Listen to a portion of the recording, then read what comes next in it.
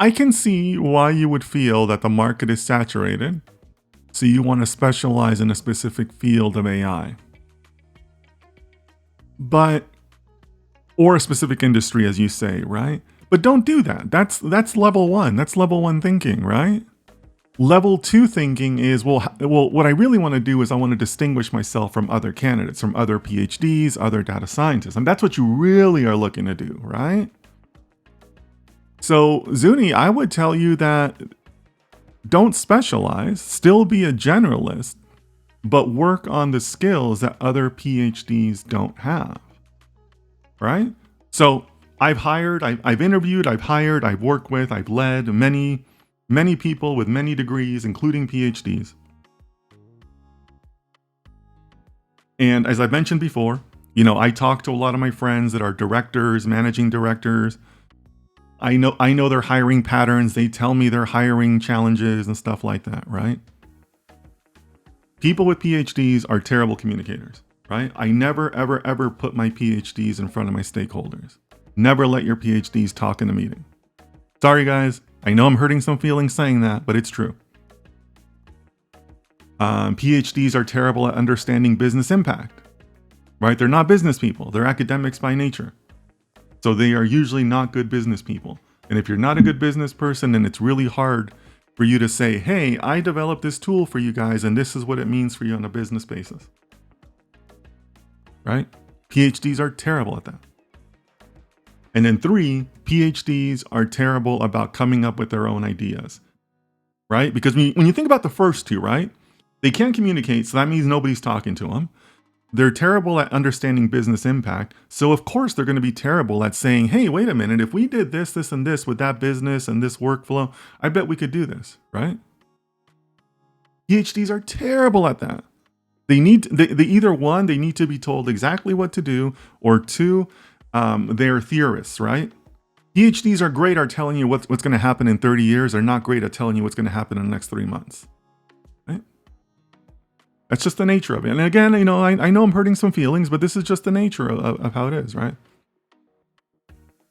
So Zuni, that's what you really want to do, right? You want to be different than that. So I would tell you, add some business courses to your studies. Don't go adding NLP courses because you think you're going to out NLP the world. Go out and take some business courses. Go out and take some public speaking courses, right? Work on your PowerPoint skills. Right? By the way, everybody should work on their PowerPoint skills. PowerPoint is like critical in the corporate world, right? I'm not saying that's a good thing. I'm just telling you guys how it is, right? But that's what you're really trying to do, right? What are you gonna do? You're gonna be better than the NLP white papers out there? What's the likelihood of that? Right? Don't do that. I mean, focus on where you can gain more ground. Focus on your weaknesses, right? Because your weaknesses are also likely to be the other PhD's weaknesses, right?